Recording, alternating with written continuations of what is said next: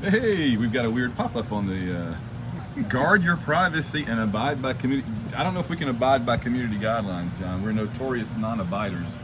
Hey, everybody, this is the AU Wishbone. It is Van and John. Van, John, Jordan Hare back there. Let's see if we can get the, yeah, look at that back there in the background. Doesn't that look nice? Not a bad spot. It is not. No, we had to go through some interesting travails to get ourselves out here, but I guess I'm pointed at the right camera, right? We are doing this correctly. Okay. I'm going to set it over here. Well, the microphone will work. Let's keep this. Anyway, so I got it. I'm good. I'll let you know.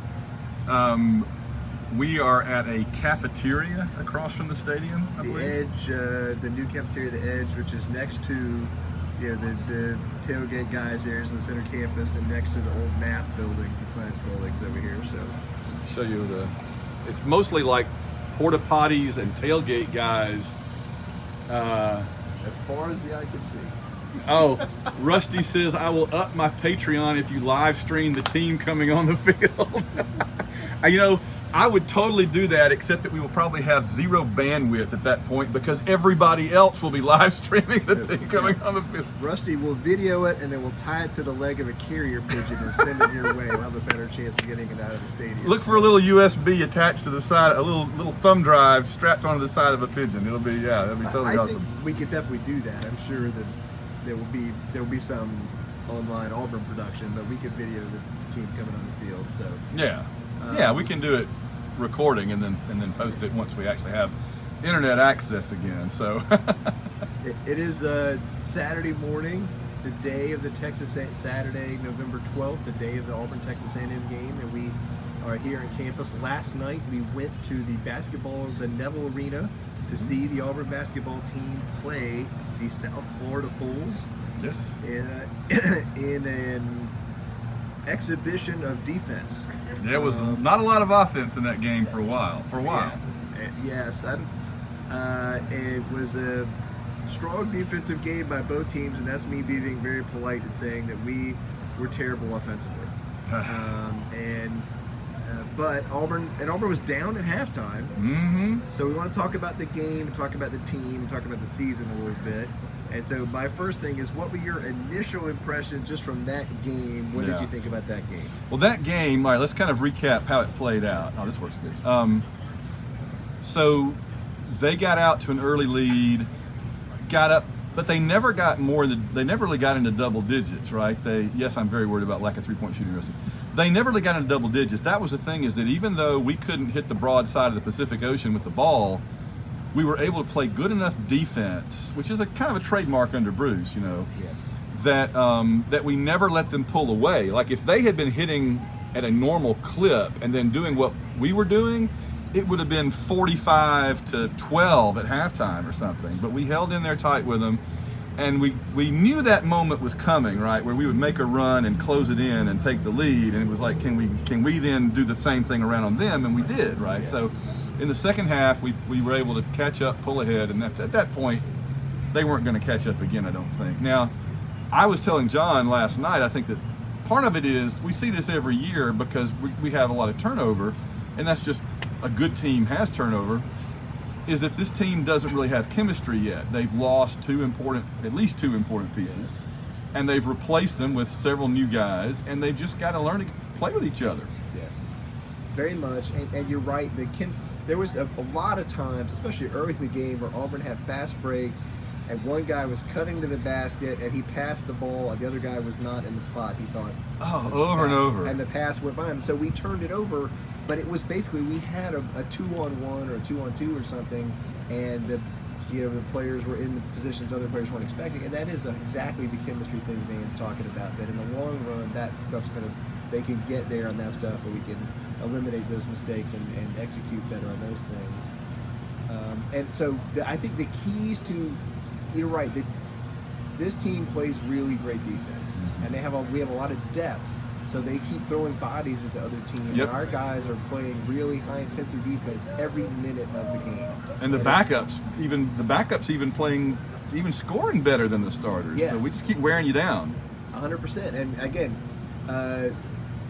Flanagan didn't start. Chris Moore started, and I thought Chris Moore made some good plays in this game. Yeah. And then Flanagan came in and I think he was the leading scorer. And, he played well. He plays good defense, and he had a few turnovers, and some of that I attribute to kind of rust and him working back from the injury. But some of it was the same kind of stuff too. So, but he played a lot better than he did last year. Last year it just seemed like at every critical moment he would kind of falter some way. He would turn the ball over or just something. But he stepped up and made some big 3-point shots when nobody else was making 3-point shots. When the offense was ice cold. Mm-hmm. And I think some other guys were nervous to shoot at that point. He was like, I got it. Yeah. No worries. And he would like draw guys off their feet and then turn around and step back and knock it down. I mean, veteran moves. Yes. Veteran moves. Yes. And the clock was running down. He was like, I got this. We're okay. Yeah. And the other person that really stepped up in the second half and took control was Wendell. Yes. Especially the other team kind of went to a zone and they were kind of pushing out a little further on us. And then he would just slice through the lane and get one of those drives that he does where he goes by a bunch of people and gets a layup where he's twisting his body around. So. And it's usually KD that is like the best at that, it seems like. But it turned out really that he kind of got stymied a little bit. I felt like they put a lot of defensive pressure on KD that prevented him from like he just got mugged every time he got close to the goal. I felt like they had scouted him and knew he was going to come attack. And it kind of fell to Wendell to pick up that role, and he did. KD and Zep both kind of had blah offensive games, and had some turnovers, didn't score a lot.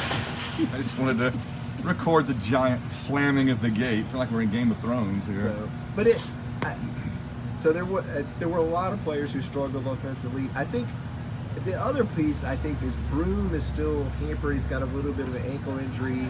And I think when he's healthy and 100%, I think he can score in the low post. And I think he particularly had a lot of good shots that just didn't fall. And I think Auburn, as a team, we had a lot of shots that were good shots and within 6 feet of the basket, and the guy had a good look, and they rimmed off a lot. Yeah, this was one of those games where the ball does a lot of that bouncing around the rim and bouncing off. It looked like one of those carnival games where you're trying to make the 5 baskets or whatever. Yeah, and you're like, did they shrink the rim? Yeah, it was where the rim is the same size as the ball. Yeah, so that happened a lot, and it didn't just happen to us. I mean, there was, they were having a hard time scoring too. So, part of that was our defense, but it was just everybody was cold. Yeah. But yeah, I think it was very promising. I mean, if I were to say like, so what does this bode for the season? I think that the main thing is they just need to play together, right? I mean, I felt like, our team last year when they went off to the big boy mowers in the Bahamas, that tournament, great long name, that was wacky. When they first got there, they were playing kind of like this team last night, but by the time they played Duke and then got to the end of that tournament, it was like a different team. I felt like that was one of the points where they turned a new leaf or whatever, you know what I mean? And so we need that moment, and they're going to have opportunities like that in the preseason before January. Well, and again, like Westry's not even playing. Chance Westry already had knee surgery, and he's practicing and should be back in the next week or two, but he's not playing in the game yet, and he is a guy that's will play kind of at both guard positions and at small forward, and is a good outside shooter and another good ball handler, and a guy that could kind of initiate the offense and set other people up and stuff. And so I think that's another player that we're kind of missing that I think can help and can make a difference. Yeah, it feels like we're phasing in the new guys slowly, either on purpose or because of injury and stuff, and so we're just getting the smallest taste of what they can do. Yeah. But the 3-point shooting, we got to address that for a second. I mean, that was our Achilles heel last year. I felt like just general guard play in the late end of the season. But the 3-point shooting was a big part of it. And I mean, I know that we all got spoiled by Bryce Brown and Jared Harper, but not everybody's going to be able to do that, obviously. And Jabari carried our 3-point percentage last year. He did. Non-3-point shooting by players other than Jabari was not good. Not good at all. So we've really got to improve on that, and I don't know how they do it. I don't know how they improve on that. I think one thing is, I think Westry's a good shooter, and I think him taking a couple of 3-pointers. But I think then, I don't know if Brood needs to be taking 3-pointers. Trey Moore, 1 or 2 a game is fun, and he doesn't need to be taking a lot. So some of it is that, right? But then also, and this is one of the things you see every season is we find that players have certain spots that they're good at, comfortable at, and we need to get those players to those spots open with them and get them the ball. And I think we're going to start doing that as the season goes along, and then they'll be in a better place to actually do something. So this is mid-November, and they've got played 2 real games. 2 real games so far. So they've got a lot of chances ahead to get some chemistry, bring the new guys in, the injured guys in. I feel pretty good. I mean, overall, though, we feel like this is a team that can compete, right? This team can compete for the SEC title and will be a legitimate team to get in the NCAA tournament and do some damage. They're very deep and they have a lot of talent. And I think, and they have good coaching, right? Yes. And so I think you had the ingredients, but we're a long way from seeing the finished product. We've just thrown a bunch of ingredients in a bowl at this point. That's what we exactly. see. Yeah. And you don't see the final polished dish that looks wonderful, and we're not going to see that until like, mid-January or whatever. So I expect to see a completely different team by the time we finish non-conference play. Remember, like last year, you were talking about the Bahamas game. I was thinking about that St. Louis game that you were at. Yes. Where that's the first game we ever did the high ball screen stuff with Walker Kessler, and that became kind of a core component of last year's team. It's true. And so I think that's the kind of thing that those things are still out there to be discovered and tapped into. Yeah, and never underestimate also what it means for guards to have another season. Because I guarantee you Wendell and KD and Zep will all be better this year. Before the year is over, they will be better than they were last year. Wendell was good last night. I expect Wendell to be like one of the absolute leaders in the SEC, like one of the better players in the conference and make plays. And he's stronger, more confident, more, like you said, more experienced, and I think it's going to show. I think he's going to be an absolute star for us. Yeah, that's going to be great. All right, any other thoughts about the basketball game? We'll wrap up this little bit. We're going to do more videos, by the way. We wanted to talk about the basketball game that we were at last night. We're going to talk about a few other topics, including the football game, before we're done this afternoon. Remember, we had the book signing 1 to 3 in Haley Center. University Bookstore in Haley Center. We will be there. Come on by. Come on by. Yeah, it'd be fun. So any last thoughts about the basketball game? It's a great experience. It's a great arena. The home court advantage is very real and huge, but not a finished product, long way to go. Yeah. All righty. Here comes the slamming door again. So let's go ahead and sign off. We'll see you guys coming up, as they say, in the next video. All right. Yeah, I have to figure out how to turn it off.